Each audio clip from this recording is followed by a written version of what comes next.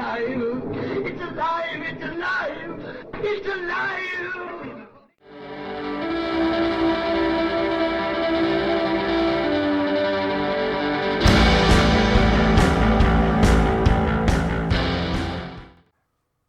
Hello and welcome to Alive After Reading. I'm Tim Niederreiter, and with me today is a returning guest to the podcast, Jenna Greene. Welcome back. Hi, thanks for having me. So Jenna, tell the listeners a little bit about yourself and the stuff you do on the internet and elsewhere. I mean, books and podcasts and things. Sure. I'm primarily a YA fantasy author, although in the next few months, I'll be able to call myself a children's author as well. So that's a little hidden secret, an upcoming gem. I'm a teacher. I'm a mother to a daughter, a cat, and a husband. And in my spare time, when COVID is not a thing, I dance and I coach and paddle dragon boat. Oh, nice. Dragon boats, huh? Yeah, my twin brother, he saw some dragon boats when he was in China, but he's more of a scull. Or was it a, I forget, a rowing, more Western style rowing is what he was a big fan of. Oh, that's what he did in college. Anyway, so you've got some books out there. You do some podcasting as well. You've got, or I don't know if you call it podcasting. You do YouTube. It goes up on YouTube and Facebook and all the places. Oh, yeah, it's on Spotify. I forgot to mention it. I got all distracted. But yeah, I co-host Quillin Inc., a podcast for book lovers. It's through the Authors on the Air Global Radio Network. And myself and Miranda O, we interview authors. And some people that are connected to, like, the writing. So, like, maybe an editor or a publisher or a publicist. But for the most part, writers of all genres from all around the world. Yeah, writers and book-adjacent people. Yes. Book adjacent. That's the perfect way to say it. I don't know about perfect, but anyway. So you've got a new book. You've got new books coming out despite all the busyness elsewhere in your life. What's your latest project right now? Are you working on anything currently that you can talk about? Oh, I'm always working on something. It's I have to kind of now sort that through my brain. Okay, what is out that's released? What is out that's releasing? What is in editing? What is in formatting? And what am I actually writing?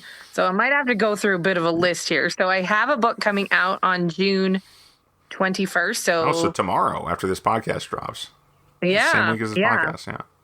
Yeah, so the first book came out in 2019. It's called Reborn, and it's a YA dystopian series. And my readers have been yelling at me for a good 2 years. Although it was written a year ago, but people don't understand. It takes a while to edit and format and stuff. But anyway, so this is the sequel. And so we've renamed the series the Reborn Mark series now that it has a sequel. And that comes out, tomorrow, June 21st.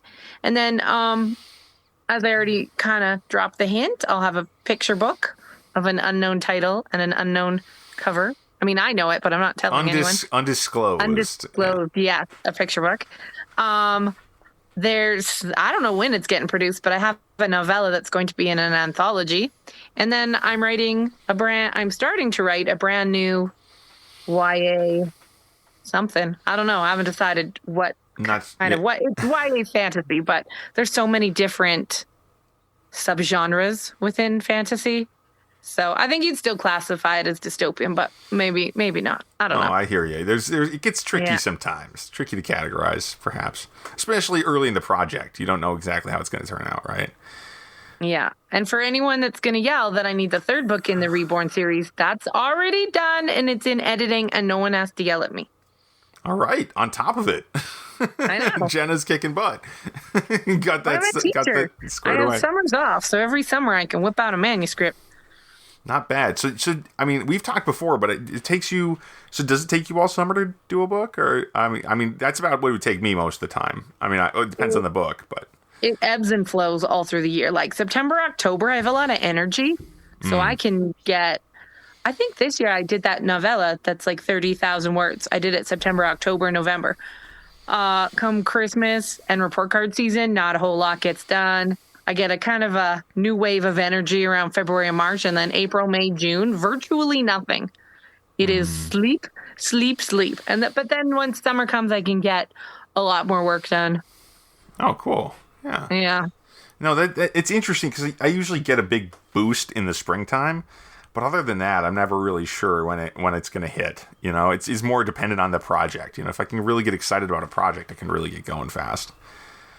I think it's the end of the school year is really rough. You're just tired. And then it gets hot. And then they're like, hey, let's do 1,000 field trips. And even in a COVID year, they're like, well, we're still going to do a lot of projects. And you're like, but I'm tired. No, I hear that. I mean, I've never been a teacher, but I know a fair number of teachers here in the States, and they are. It's a tough time for everyone involved. I mean, well, especially the teachers, though. I mean, students probably get like, oh, they get done and they're gone, but teachers, yeah, the work continues for a little longer. Yeah, my students finished on Thursday, and I've spent the last 2-3 days working out report cards. So. Yes. But in slightly more interesting, maybe to the listeners, your average listener of this podcast, anyway. When you work on a book, do you find it? I mean, obviously, you've said it takes you don't have as much energy around this time of year, right? Around the school year ending and stuff. You're busy with other stuff, right? But is it possible sometimes you get kind of a boost from other enough of a boost to get started early, like kick off the summer with a big jump? Right Sometimes. Okay. Yeah. Well, I get restless in the summer, right? Because I go all year. So once school ends, I take a 4-day nap, and then I clean. It's pretty much the only time of the year I clean, and then I get that renewed energy. I'm like, oh, so then, yeah, lots of writing in the summer. And a lot of the ideas that I pick up in the spring, I might not have time to write them down, but the kids are very creative in those spring months. And so I have a lot of those ideas that I have time to kind of mull over, because I'm not much of I'm not a plotter and I'm not a pantser. I'm like a plantser. Yeah. I've actually heard that before. That's funny. Like a hybrid, so I don't have to have everything plotted out in detail, and nor will I, but I need a lot of time for those ideas to kind of percolate in my brain. Like when that idea first hits, I can't just start it. I need to kind of think it through a little bit. I don't necessarily write it all down, all the plot points, but I need to kind of, have some time with it. Yeah, I hear that. I mean, I had this problem earlier this year, actually, a couple times. I was like, I know which book I got to do next. I'll just jump on it. I'll go through it. It shouldn't take too long. And then I just didn't have any ideas for it. So I had to change to a different book. Because that's what I do. I mean, I'm not a teacher, so I don't have a bunch of student stuff on me to do ever. But what I do have is different projects that called me all the time, and that's always tough in its own right. Well, I think I was talking to someone the other day. It may have been on my podcast, or it may have just been to my cat. But sometimes projects, they just aren't ready. Yeah, like agreed. You can start it and then be like, oh, no, I'm not ready. Or you can have an idea for a while and you're like, I'm not mature enough to write it yet, or I'm not skilled enough to write it yet, or it's just in my brain not quite ready. Yeah, the current series that I've got the most books in right now, the Demon Hunter series, is kind of like that. I started that idea. I was a senior in high school when I first had the idea for it. And then I wrote the first book, so I was 17 or whatever, and I wrote the first book when I was 29. It took a while to get that one rolling, but yeah. With my Imagine series, the first draft that I ever wrote, on paper, I was 17. I wrote the first draft, I rewrote it on a computer when I was in university, and then when I was in my early 30s, I rewrote it from scratch for the third time. And I was finally skilled enough as an author by then to tell the story. Yeah.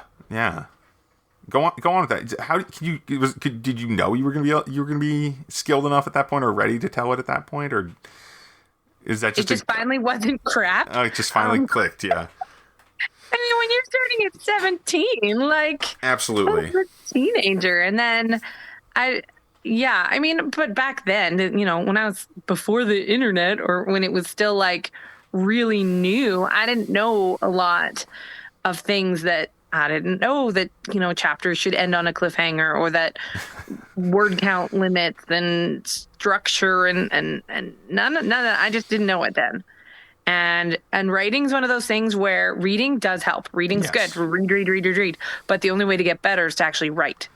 Absolutely. And I've noticed also at least in my indie publishing career so far, the only way to get better at publishing was to publish, which is kind of funny. Like, it's a similar process. It's just like, oh man, I really suck at publishing. I've written some pretty decent books, but I'm not good at this whole marketing thing, or the whole just getting the books in front of people, or having the right cover on each book, and so it took a lot of trial and error for me to get anywhere with that sort of thing. And I think a lot of writers write, and then they write something else, and they just keep going till they get better. I'm just unique in that this one book, I was like, I'm going to write it. So I'll just keep rewriting the same story.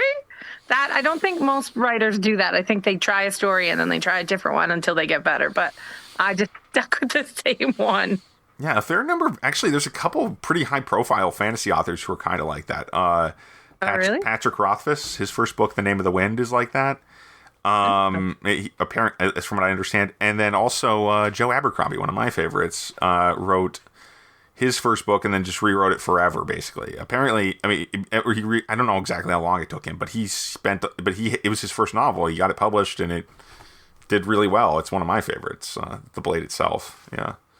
That whole series. Then maybe I'm not as unique as I thought. Who well, would know? Who is though? There's nothing new under the sun, that kind of thing. Yeah. But there's a lot of good. I mean, a lot of good books, a lot of critically acclaimed books can't come out of processes, many and varied. Yeah. It could be like me, and I leave mine on the shelf forever. My first novel, never to be seen again. Or you could be like you, or there's other people I mentioned who are just you just hammer on that first book until it works. I was just really, really stubborn. Yeah, I mean, I wrote my first book when I was like 13. This isn't a contest, but well, I wrote my first book when I was 4. No, just kidding. Some people got things started before I did, but I finished my first novel was pretty short. But it was so rough, and it was so, I mean, weirdly though, it is most of the things, I almost think I should find that draft again, because there's all this stuff that I really wanted to put in a book, but that I didn't really know how to do it, So that's why it wasn't a very good book, but it had everything I wanted in a way. And I later on, and I'm going to turn this into a question eventually, so bear with me. Later on, as I moved forward with writing, I actually got more and more like kind of control oriented about what I was going to write. I'm like, this doesn't seem all that marketable or whatever.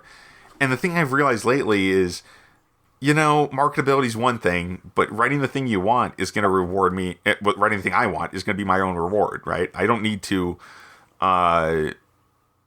Or I do need to write what I want, because that's going to get the job done. That's going to get the book written. If I don't write with the thing something that's kind of been nagging at me forever, and I just keep saying, no, that's not going to be work. That's a big drag. It really hurts. So do you have anything like that? Do you feel like do you feel like you have any weaknesses when it comes to writing? I feel like I'm mostly weaknesses when it comes to writing. But do you feel like, or anything that really inhibits your process, I guess, is the other really question. Something you should ask my editor. She could give you a list of, I think I'm getting so much better though. I mean, a lot of the weaknesses I had, they're getting better, right? Like when I first started and when Imagine got published, the publisher's like, it's really good. Here's your edits. And you're like, whoa, are you sure you think it's good? That's a lot of what did you keep? Right. But then, I mean, some of those habits still pop up, and I still have like body parts that move independently. And my editor will be like, really? But at least I know now, like I can. Before, I didn't even know what they were talking about. They're like, this is wrong, and here's why. I'm like, that doesn't make any sense to me. And now when they catch me at those mistakes, I'm like, oh, right, I know that. Yeah. Right? And now my writing can get even better, because instead of doing all that technical stuff where they're like, dude, M dash, now they can talk to, they're like, okay, that's all pretty good. You've got your subject, verb, and you got your past and present tense and your passive and active voice. So now we can talk about character, and we can talk about plot in even more detail. Like obviously a good editor will do that anyways, but now they're like, your manuscript's pretty clean, so now I'm just going to spend time on this. More time for that sort of thing then. Yeah. I'm sure my editor's still going to roll her eyes and say, oh, Jenna, But I think I've come a long way. I think if there's any weak areas, it's writing romance, which I know you're thinking, well, just don't write romance. Well, I write YA, and so sometimes kind of non-negotiable. Yeah. well, they don't include a lot of it, or if I do, I do it my way. Like, I have to do it just a little bit differently. I've had a character be like, had someone profess their love, and she's like, I think I love you too, but I'm also 15, so, we ain't getting married. Or, there's characters where people think they're madly in love, and they're like, no, we're just best friends. Doesn't mean that they're not going to have other romances, but it's okay for a boy and a girl to be very close and not be in love, right? So it's like a double-edged sword where it's like, my marketability would be a lot higher if I could just write the over-the-top romance, but I also got to be true to me. And I don't know, the teacher in me is like, no, you're not going to find your true love at 14 and live happily ever after. Oh yeah, if only it was that easy in a way, but no such luck in the real world for most people, at least, or even in fictional worlds. Come on, it's weird. It's like teenagers. What do they know? Well, technically, I met my husband when I was 17, and we dated twice, and then there was a 7-year gap where we both went our own way, and he went one way with his career, and I went the other way, and we matured, and we grew up, and we had other relationships, and then we got together. That's more likely. Interesting. So, as someone who's never been in a relationship, spoiler alert, I don't know much about this sort of thing in the real world, honestly. Just mild disappointment, basically. But anyway, I was probably telling too much. Anyway, we're not cutting anything. That's not how the show rolls. So, so Jenna, if you had to pick one thing about your writing you like the best, what would it be? Geez, that's a cheesy question, but what do you think about it? I think I come up with some interesting premises that maybe other people can't think about. And I'm pretty good at dialogue, I've been told. Maybe because I talk so much in real life. Like, my word count from speech is like triple what a normal person's is in a day. So I think maybe that personal character flaw that you can't ever shut me up actually helps my writing. Well, and you've also got the advantage that, thanks to your career, your other career, you've got a lot of you're always hearing other people. You're always around other people. Yeah. Yeah. It's not like you've got a job where you sit in an office and you maybe around the same people all the time either. You get cycled every year or every semester. No, one of my kids drew a hippo bear the other day. He's like, I made a new animal. I'm like, ooh, I'm writing that down. Yeah, it's like an Avatar: The Last Airbender thing, a hippo bear. A hippo bear. Where all the animals are hybrids in that show, which is kind of a funny thing that they never talk about, really, in the context of the kids show, All right. But every animal they meet in this fantasy world is like a combination of two animals from Earth, except for one bear that's just a regular bear, and nobody understands it. Poor guy. There's probably other ones, presumably, but you only meet the one. Anyway, so that's a good answer, though. Dialogue is... I've actually found it really tricky lately because the tags are really dragging me down. And people say... I've actually gotten some reviews that said, my dialogue all sounded kind of the same in one of my books. But that's when I was dictating, and I kind of didn't do enough to clean it up. That was my mistake. Right. Because making dialogue distinctive is a lot easier for me when I'm not babbling it all out of my actual mouth. I think that was one of the first lessons I had to learn as a writer. Because, in school... teachers need to teach us to write, but they also have to evaluate us. And part of it is vocabulary. So they don't want you to say said. They want you to say recalled, answered, replied, demanded, right? And so when you start writing professionally, you do that. You're like, the character called, shouted. And then editors and publishers are like, just say said or tell what the character's doing. Exactly. And I was like, oh, I didn't know that. Yeah, the thing I've noticed is I'm going back over this manuscript right now that I started 7 years ago, and I wrote the first 50,000 words are 7 years old, and it's really funny to me that there's so many times I have the comma said after the dialogue or whatever, and then then the same character does something. I'm like, oh, this is so easy, but so annoying that I have to do this every time. I was like, just cut the set, basically. Character just does something. That's a really good... It's a really simple way to make the dialogue much more engaging, really. Yeah. I just wish I'd known it earlier. Isn't that true? But again, now you can go online and you can ask those questions. That's true, yeah. Right? You can Google dialogue tags. Okay, in, 1999, like, if someone phones your house, the internet's going to turn off. So, the resources weren't there. That's a good point. Man, I remember the 90s, barely. But I remember the internet in the 90s was a pain. I playing, that's why LAN was so big back then. But that's a game thing. We're not talking about that.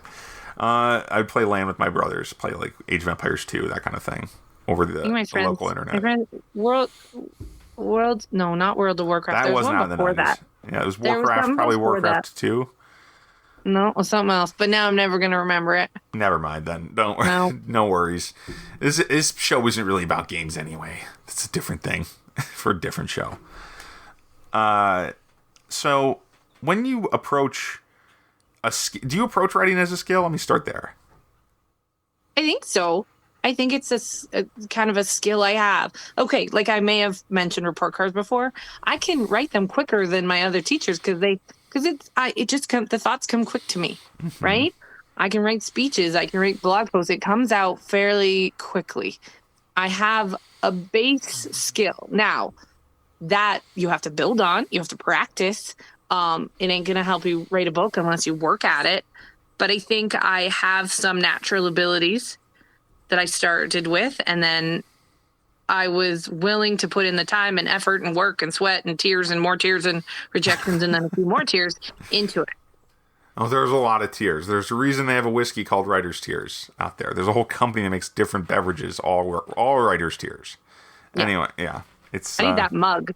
Well, there's two. There's Tears of the Readers and Tears of the Writer. Yeah. Yeah, they're both delicious. Yeah. So anyway, I'm actually kind of at a loss though, because when I approached, I know I was pretty bad at almost everything. All writing aspects when I started writing. It's kind of funny because I'm so bad at learning my characters. I don't know how to do anything else because I'm a 13-year-old. But right. I was so enthusiastic back then, and that's the thing that I feel like it just keeps getting harder to grasp, And I guess that's the question is, do you ever have trouble with that kind of thing? Or is it just me? I mean, honestly, I don't know a lot of other writers who are successful, who do stuff like publish traditionally, who have like this kind of complex. I mean, everyone's got some kind of complex, but the one where you're like, I don't really know what I like anymore.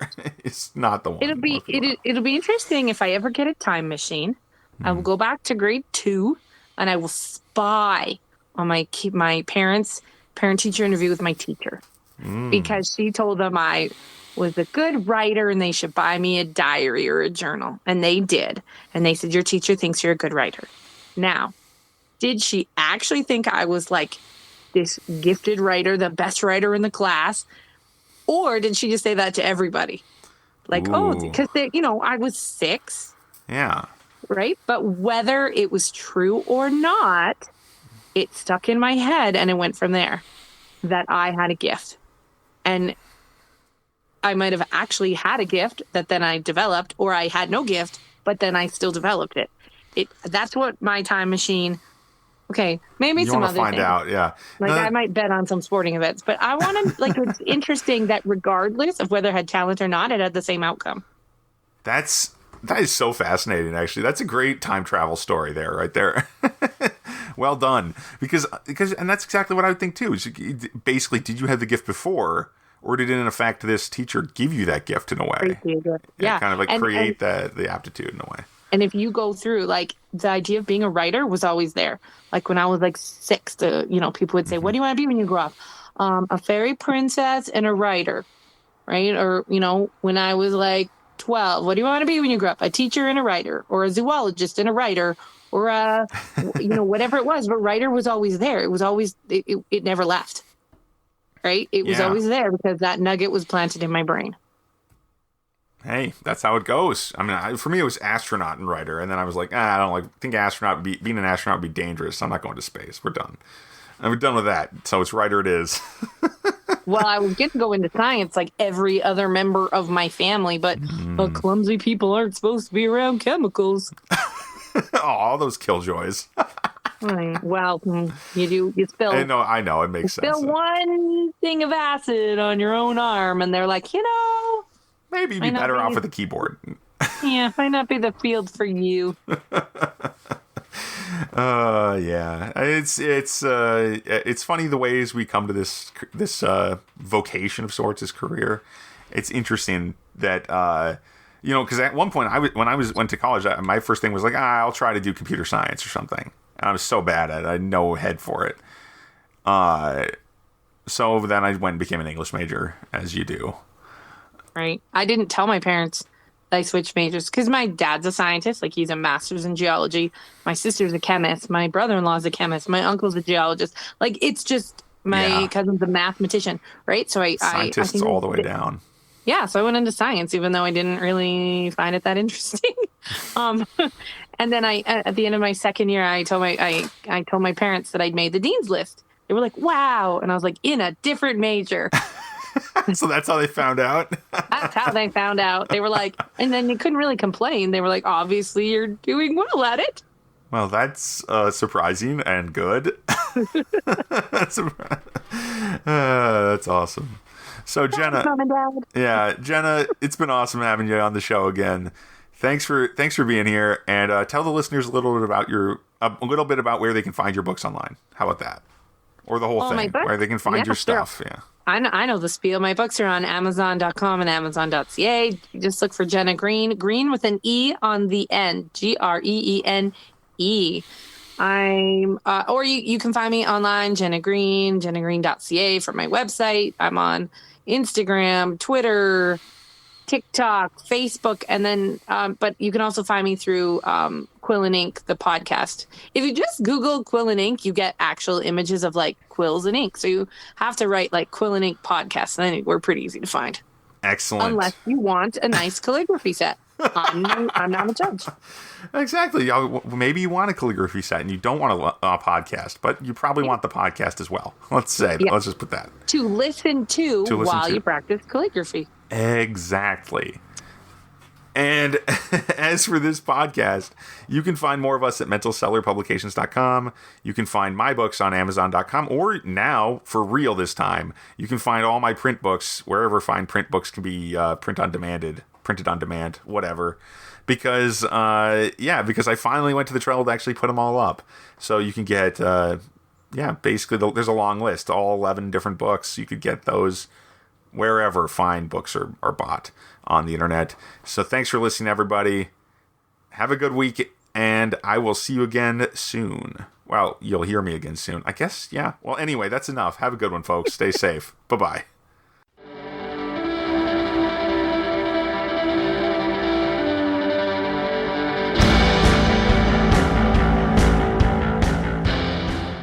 That tears it.